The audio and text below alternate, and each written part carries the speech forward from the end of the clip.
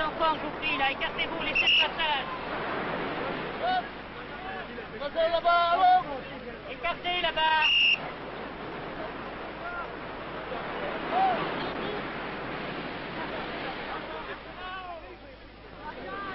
Bien, là.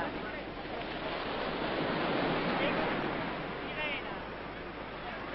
J'arrive qui fasse l'appel. Allez, tirez.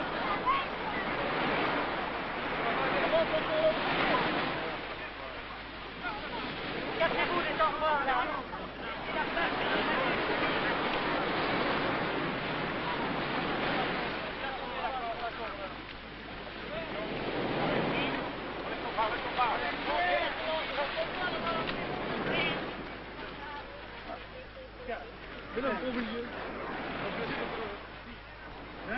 Poussez-vous, écartez.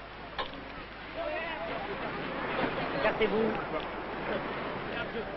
3, 4, 5, 6, 7, 8, 9, 10. Il relève le bras, attends.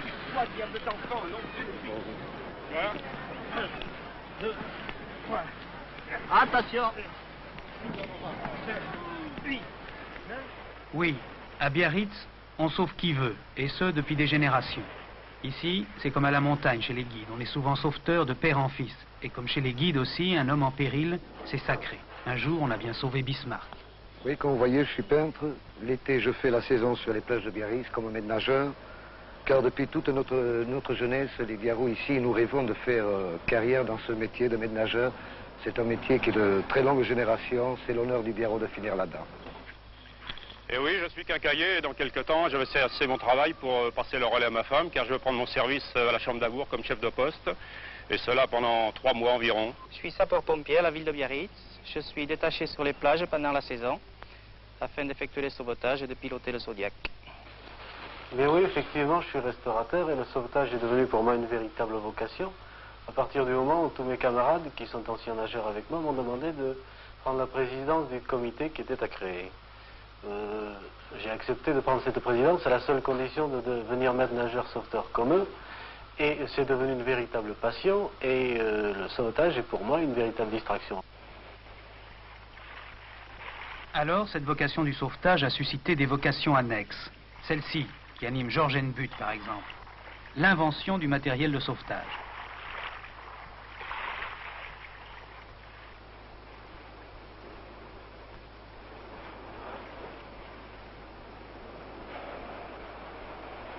On croit que ça ne peut plus exister, le petit inventeur, celui qui sacrifie souvent ses intérêts à sa passion parce que il est souvent incompris.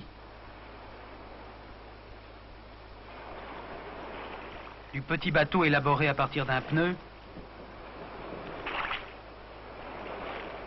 à la rame flexible,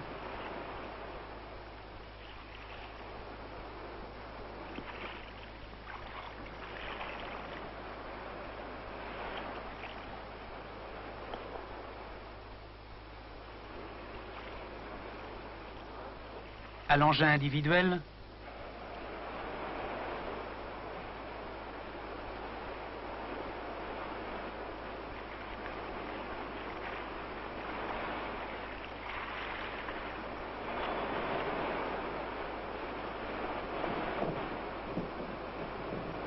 ou au fameux gilet Hennebutt, il a tout essayé et tout compris.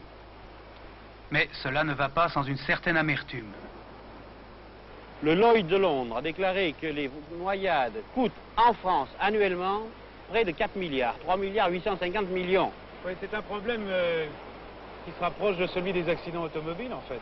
Voilà, alors si on pouvait tout de même commencer par éviter la perte de vies humaines, qui sont surtout des jeunes, c'est surtout des jeunes qui se noient, il y en a plus de 2500 par an, en leur donnant un matériel, si en plus on pouvait faire une économie de 2 milliards, je ne comprends pas que l'État ne trouve pas 100 millions pour lancer, enfin 1 million de nouveaux francs, pour lancer une tête de série qui permette d'équiper réellement la France, ou alors il ne faut pas en parler, puis c'est tout. Est-ce que vous pensez qu'il faudrait faire une campagne à échelon national contre les périls? Ce ne sont pas des campagnes, il faudrait éduquer les gens qui viennent, quand on envoie Biarritz, un CRS ou un gendarme, on fait très bien un point de vue police de plage, ce sont des gens charmants, certains du reste nagent très bien, mais il y en a qui n'ont jamais foutu un pied dans l'eau. On ne devient pas sauveteur du jour au lendemain, il faut l'entraîner, il faudrait faire des écoles de formation. Et il faudrait surtout les équiper avec des choses pas ridicules. Et pour les jeunes, c'est une bonne discipline aussi. C'est une bonne discipline parce qu'un véritable sauveteur doit être tout de même physiquement apte à sortir par n'importe quel temps. Et ça, vous voyez ici à Biarritz notamment, ce sont des joueurs de rugby ou des gars comme ça qui font ce métier. Est-ce qu'on prend encore des risques dans le sauvetage? On prend toujours des risques. Il y a d'une part les rochers, il y a d'autre part les gens qui peuvent se cramponner. Enfin, ils arrivent à avoir un tel entraînement qu'ils ont leur deuxième souffle qui leur permet de récupérer. Et puis ils sont des équipes très soudées, ils sont réellement très bien comme garçons. Est-ce que vous avez des chiffres, des résultats?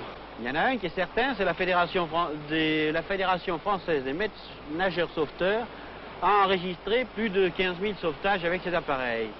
Et assez souvent, par groupe de 4 ou 5 personnes, ramenées chaque fois sur l'appareil. Et ça, il y a malheureusement un sauvetage tragique à Biscarrosse qui a illustré les possibilités que l'on donne à un homme en lui fournissant 60 litres d'air sur la poitrine. Cet homme seul a ramené 5 personnes, sans risque. Et 5 personnes qui ont pris de gros risques ont ramené 4 morts et un vivant. Vous voyez, le pourcentage, c'est quelque chose d'affolant. Alors c'est un petit peu désagréable de voir que ça n'avance pas comme on voudrait, quoi. C'est tellement pas une question commerciale, c'est une question de dire les résultats ont été acquis ici, à Biarritz, comme ailleurs, comme partout. Les pompiers viennent, en achètent à Bayonne ou à Bordeaux, ils achètent un appareil comme ça, mais enfin, il n'y a rien de fait sur un plan d'ensemble, sur un plan national, vous voyez.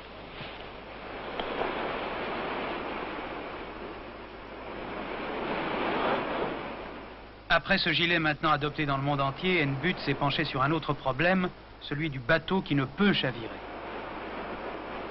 On a donc, par conséquent, créé l'espadon à partir d'une coque basse, plus basse que les flotteurs, qui deviennent en réalité des stabilisateurs. La partie basse est suivie de 2 patins qui permettent en pleine vitesse au canot de déjauger, de ne pas toucher sur ces stabilisateurs. Par contre, dès qu'il prend un certain angle de gîte, le stabilisateur agit, et comme il y a 750 litres dans chaque stabilisateur, à peu près dans toutes les positions, il rétablit. L'espadon, lui, est absolument pointu, en aiguille, ce sont du reste les nageurs de combat qui l'ont appelé espadon. Il offre une autre particularité. Vers l'arrière, on a disposé 2 sabords. Ces sabords sont autovideurs, c'est-à-dire que quand la pression de l'eau est à l'extérieur, le sabord se referme, remonte comme un petit pont-levis. Quand la masse d'eau est à l'intérieur, avec la vitesse, le sabord s'ouvre et en 3-4 mètres, le bateau se vide.